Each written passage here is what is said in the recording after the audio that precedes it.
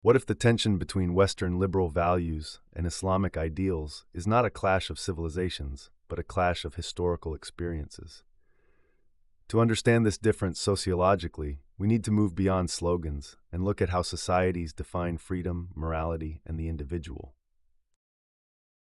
Liberal Western ideals, shaped by the Enlightenment, prioritize individual autonomy, secular law, and personal choice.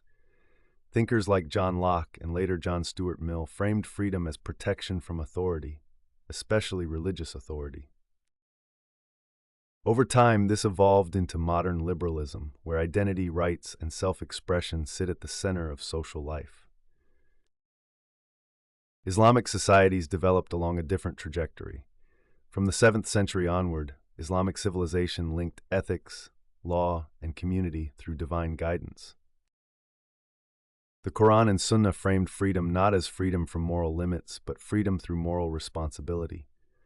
Social order was rooted in obligation toward God, family, and society, rather than radical individualism.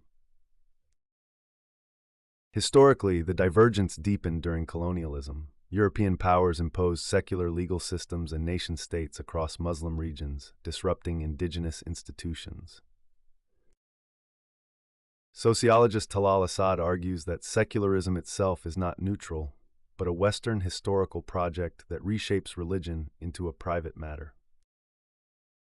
Saba Mahmood's work shows how liberal assumptions about agency fail to understand religious self-discipline as a form of empowerment rather than oppression. Contemporary Western sociologists like Anthony Giddens describe modernity as reflexive, where identities are constantly reconstructed. In contrast, Muslim sociologists such as Ali Shariati emphasized committed identity, where meaning comes from ethical struggle and collective justice. Ibn Khaldun, centuries earlier, theorized asabiya, social cohesion, as the foundation of civilization, a concept still relevant when analyzing community-centered Islamic ideals. These differences are not about East versus West, but about two moral grammars, one centered on rights, the other on responsibilities. Understanding this helps us move from judgment to dialogue and from stereotypes to sociology. If this analysis challenged how you see culture, identity, and values, like the video, subscribe, and share it with someone who believes these worlds can't be understood together.